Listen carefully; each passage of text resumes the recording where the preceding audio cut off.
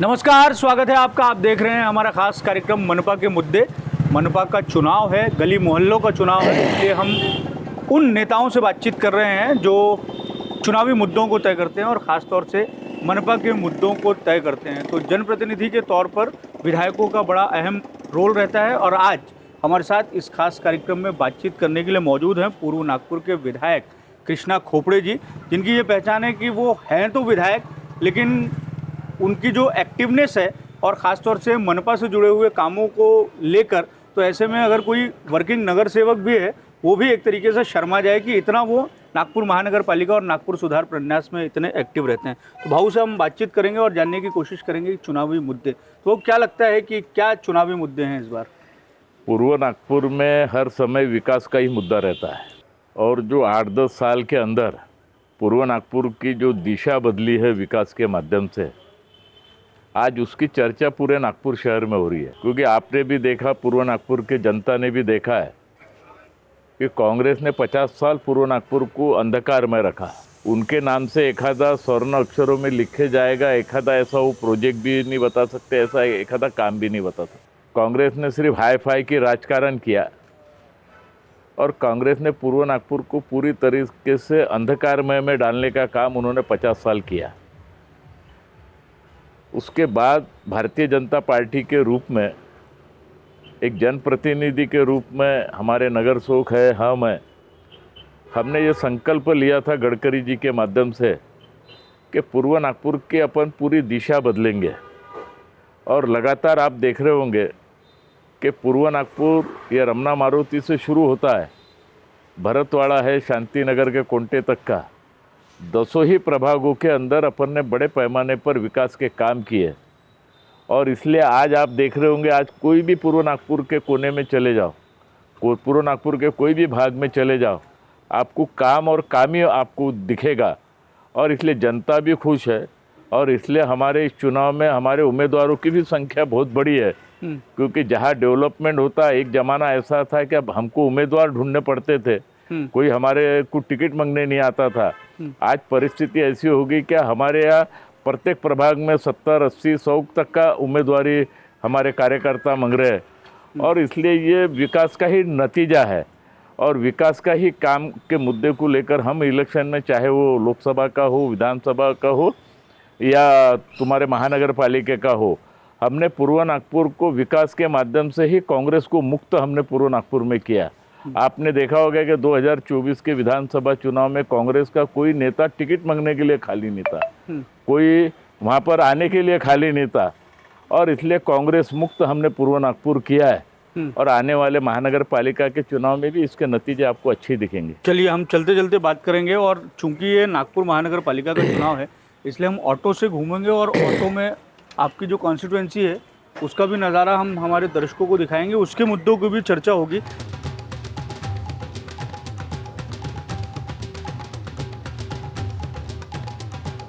कभी ऐसा मौका आया है क्या कि आप ऑटो में बैठे?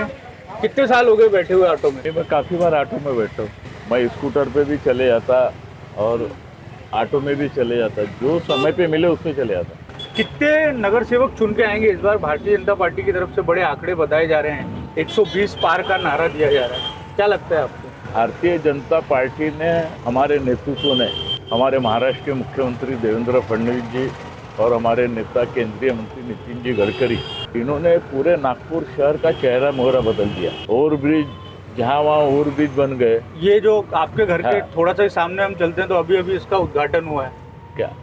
ये इस प्रकार के 8 ओवरब्रिज हमारे पूर्व नागपुर के अंदर बन रहे हैं। इसीलिए गडकरी साहब चुटकी भी लेते हैं आपके नाम के साथ में कि बस आपके घर के सामने की जो गली है, आपने इतनी डिमांड कर दी ओवरब्रिज की कि बस वहाँ ओवरब्रिज बनाना बाकी रह गया है। क्योंकि साहब को भी मालूम है, मैं कभी भी उनके तरफ गया तो मैं कभी भी पर्सनल काम किसी का मेरे पास वो नहीं रहता, लेकिन मैं डेवलपमेंट के काम अपने पूर्व नागपुर, ये नागपुर शहर का विकास का मॉडल कैसा बने, और मैंने मंत्रालय में भी वही काम किया और मैं महानगर पालिका का नगर सेवक था, उस समय भी मैंने वही काम किया।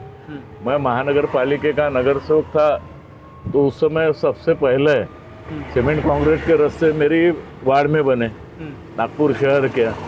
मेरे ऊपर नंदलाल की समिति भी इंक्वायरी के लिए बैठी, और जहाँ जो जवाबदारी मुझे पार्टी ने दिया है, चाहे वो जनप्रतिनिधि के रूप में हो, चाहे संगठन के माध्यम से हो, वो मैंने प्रामाणिकता से निभाने का काम किया। और इसलिए आज पूर्व नागपुर के तुम कोई भी भाग में जाओ, आज पार्टी का ओवरब्रिज, ये इतना महत्वपूर्ण ओवरब्रिज गडकरी साहब ने बनाया, जिसको उन्होंने 1200 करोड़ रुपए दिया। और आज इस ओवरब्रिज को तुम अगर 20-25 साल जाते थे तो पार्टी में रोज एक्सीडेंट होता था, रोज एक कोई तो भी परिवारों का एक्सीडेंट होता था। लेकिन कांग्रेस वालों को लाज शर्म नहीं आई कि इतने साल राज करने के बाद अपन वो कर सकते।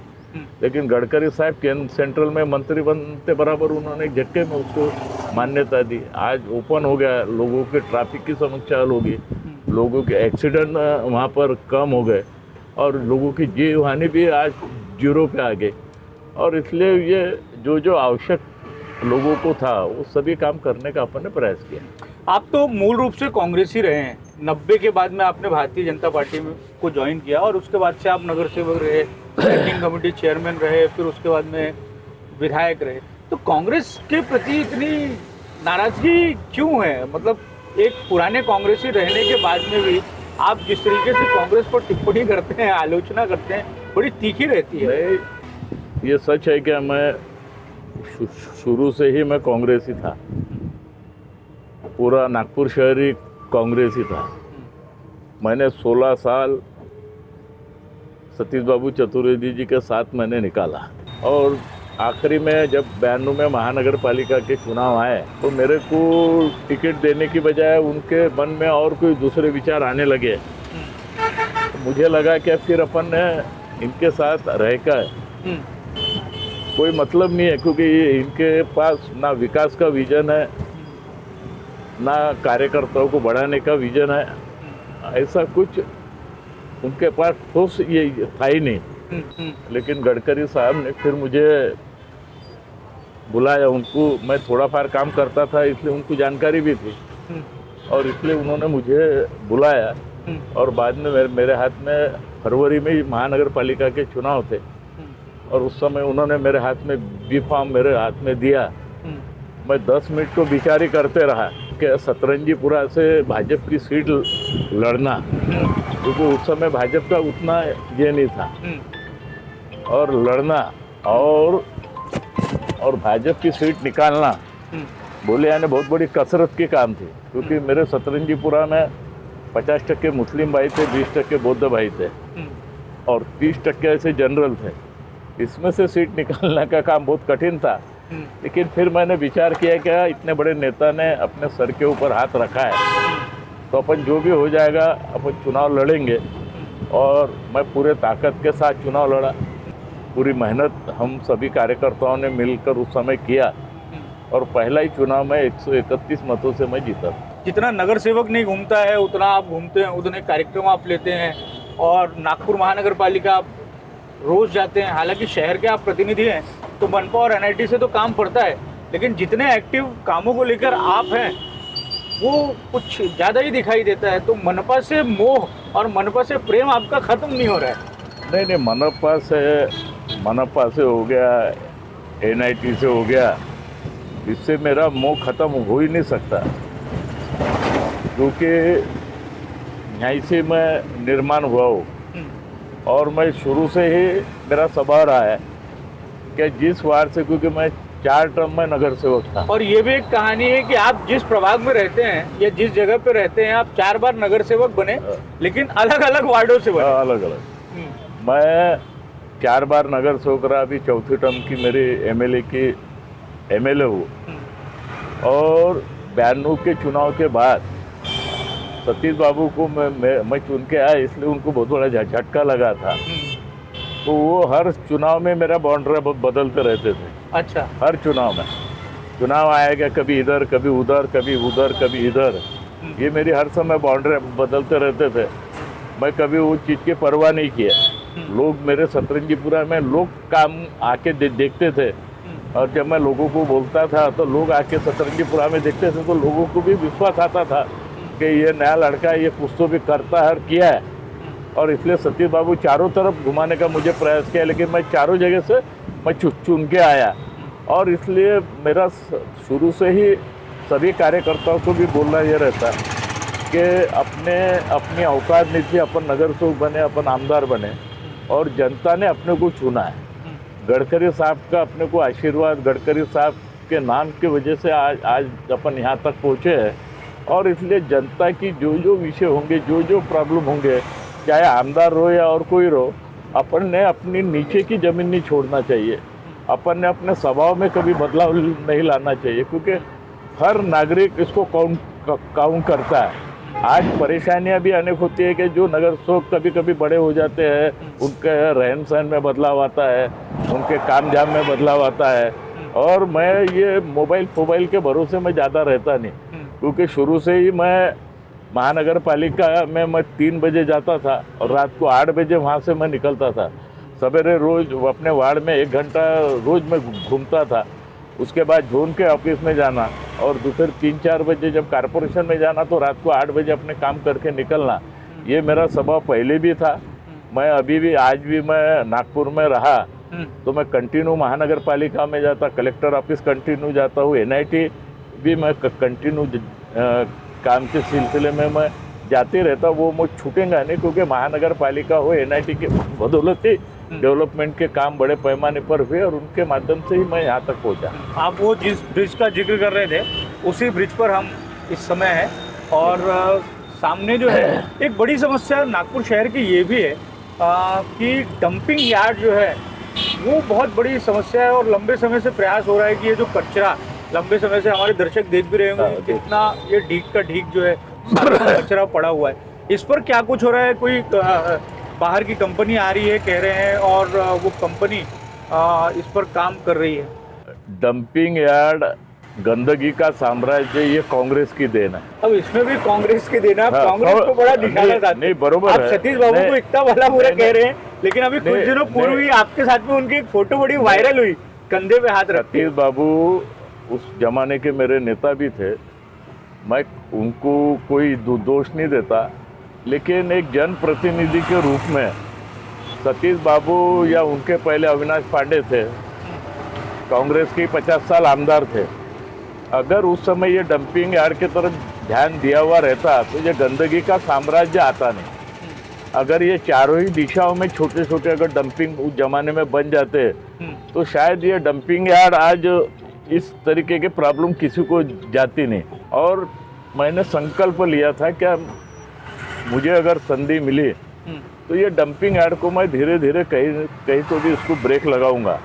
और आप अभी देख रहे होंगे कि डंपिंग यार्ड का जो 45 एकड़ का जो जगह है, जो भांडेवाड़ी से सीधे मेन रोड के ऊपर है, वो पूरा खाली हो गया।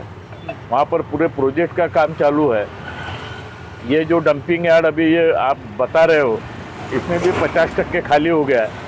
और धीरे धीरे ये सभी कचरा का साइकिलिंग होके शायद ये साल भर के अंदर ये पूरा डंपिंग यार्ड यहाँ से नेस्त नाबूद ख़त्म भी हो जाएगा। क्योंकि इस संदर्भ में मैंने विधानसभा में भी लक्ष्य विधि के माध्यम से उत्तर पूछा था, प्रश्न भी मैंने लगाया था।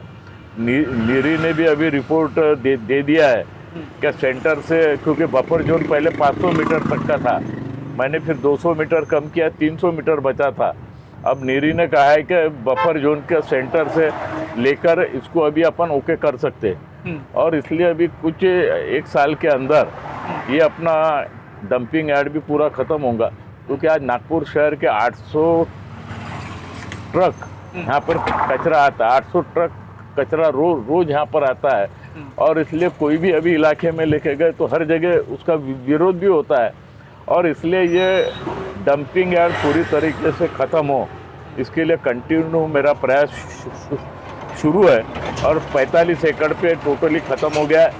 ये जो डंपिंग यार्ड अभी इस साइड का भाग बचा उसमें आधा पूरा ख़त्म हो गया।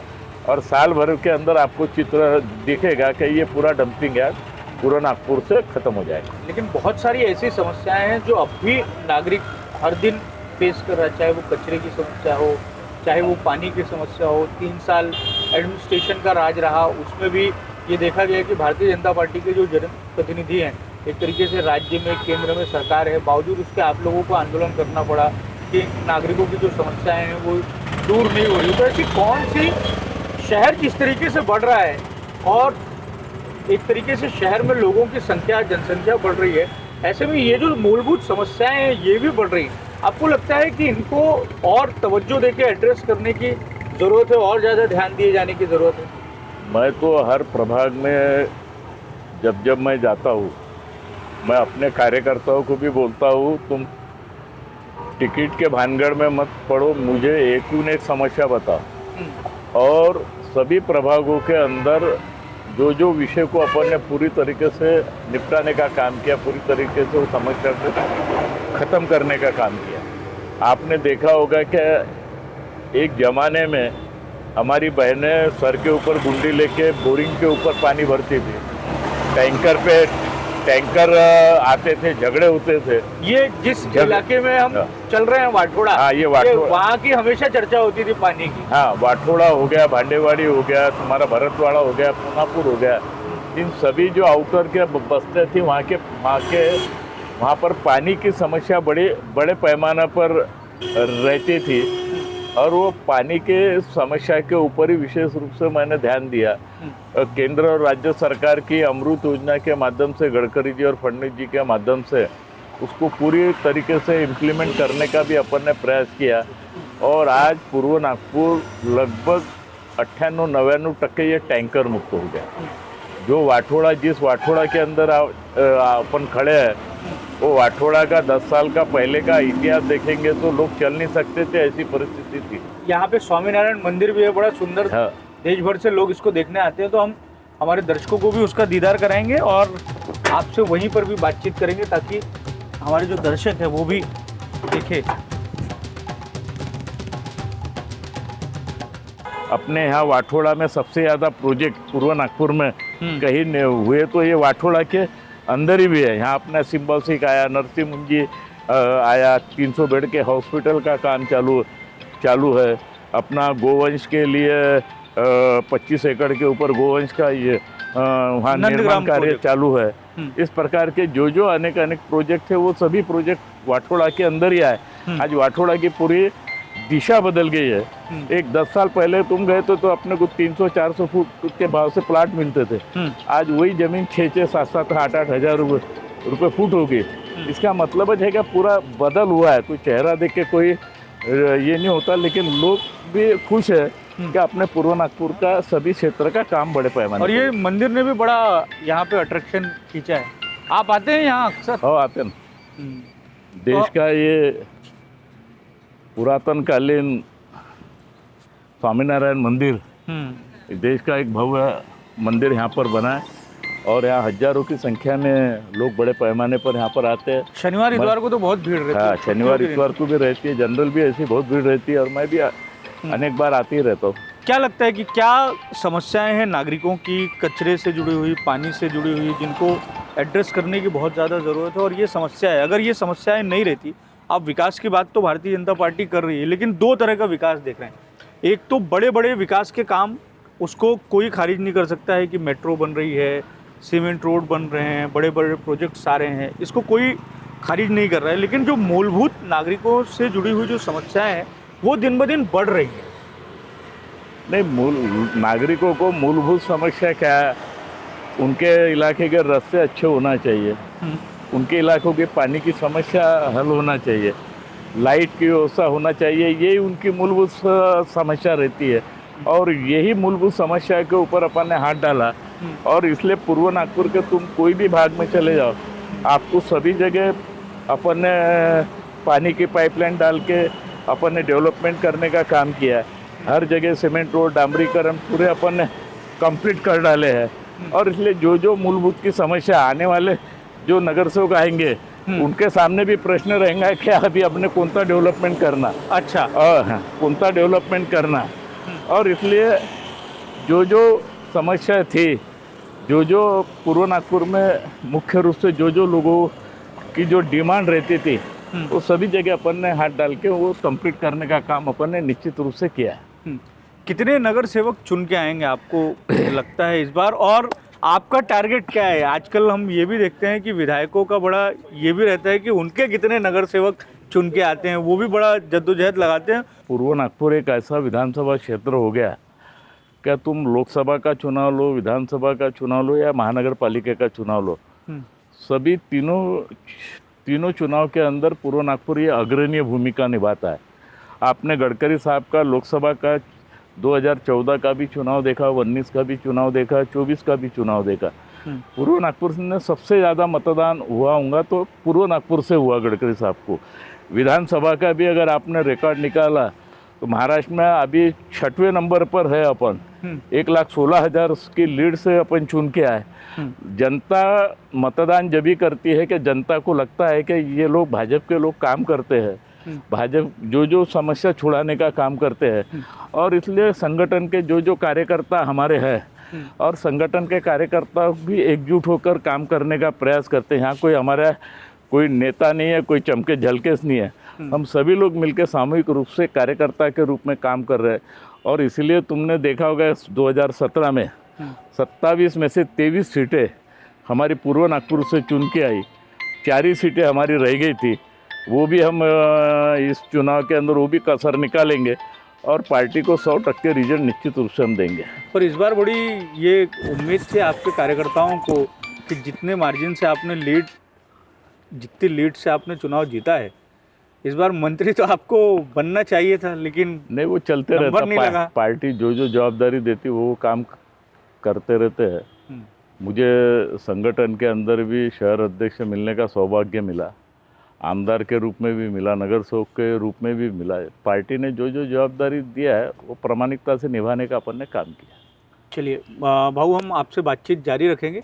एक जगह रुक के हम कहीं चाय पियेंगे और चाय के साथ में हम चर्चा करेंगे। चाय की चर्चा का जो कार्यक्रम है वो भारतीय जनता पार्टी का होता है तो बड़ा प्रसिद्ध है। प्रसिद्ध कार्यक्रम।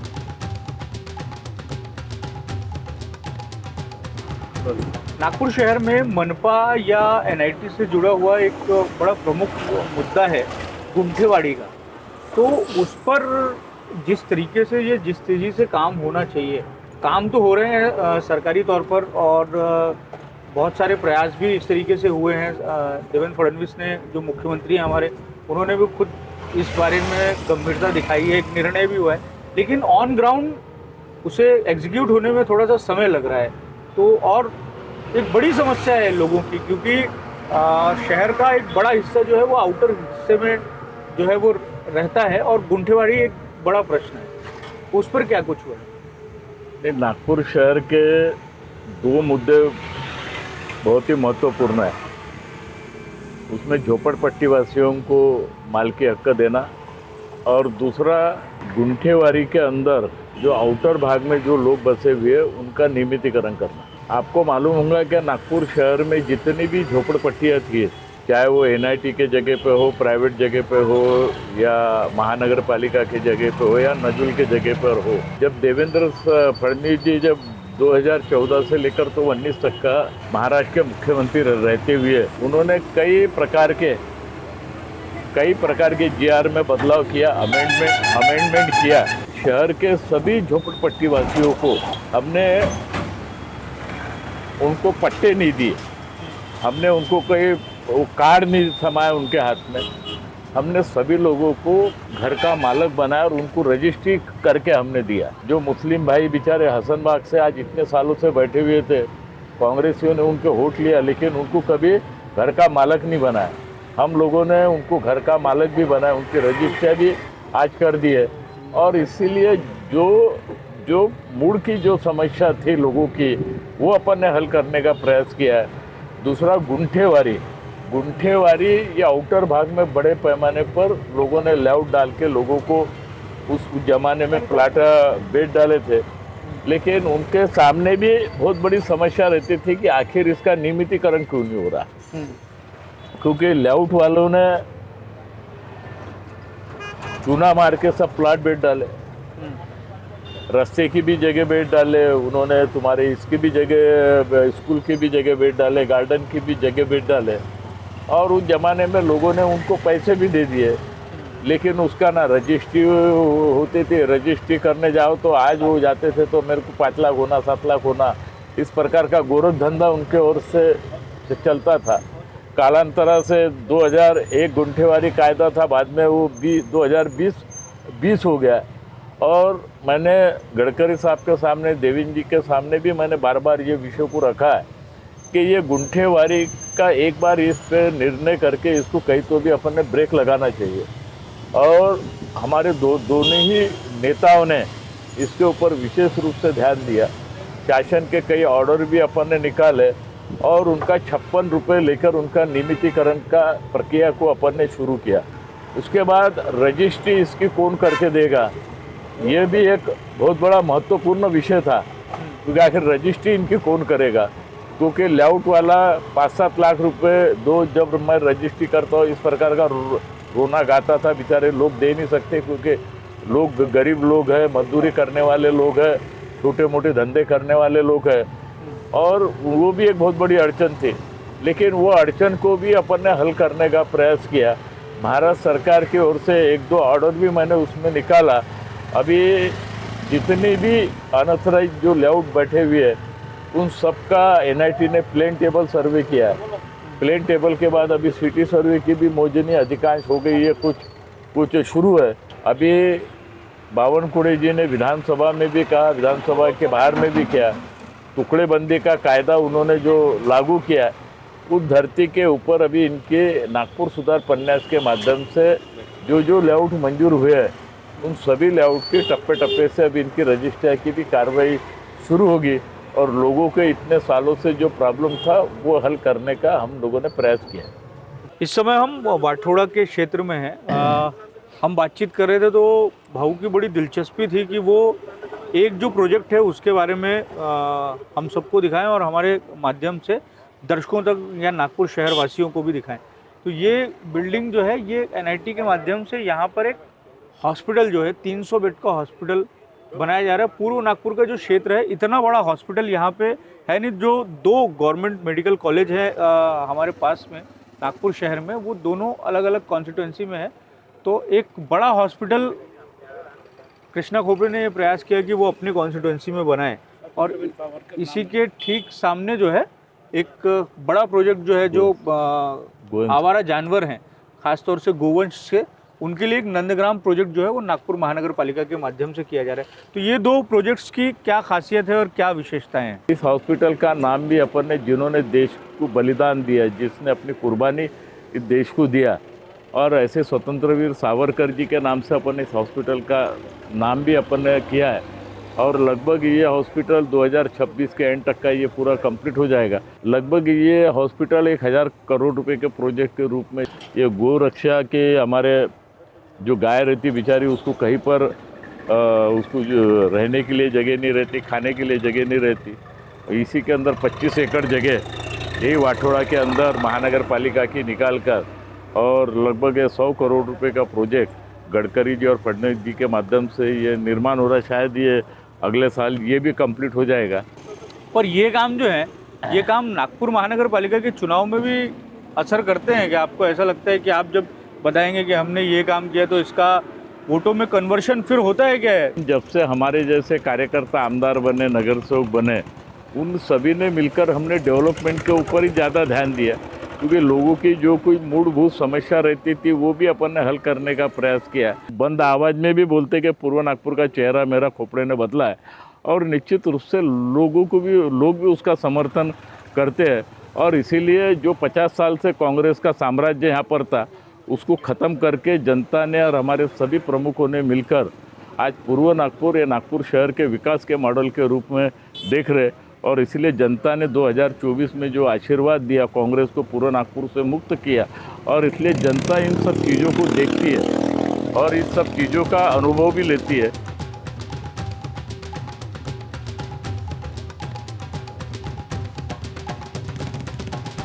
कृष्णा बाबू के साथ में हम चाय पी रहे हैं। कृष्णा बाबू, ये चाय कितनी हो जाती होगी रोज? चाय तो बड़ी पीनी पड़ती होगी।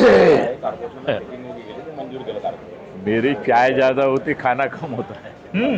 विधायकों का भी एक तरीके से टारगेट रहता है कि हम इतने नगर सेवक अपने चुन के लाएंगे, और संगठन में इस समय दिखाई दे रहा है कि आपकी थोड़ी सी वहाँ पे पकड़ मजबूत दिखाई दे रही है शहर के संगठन में।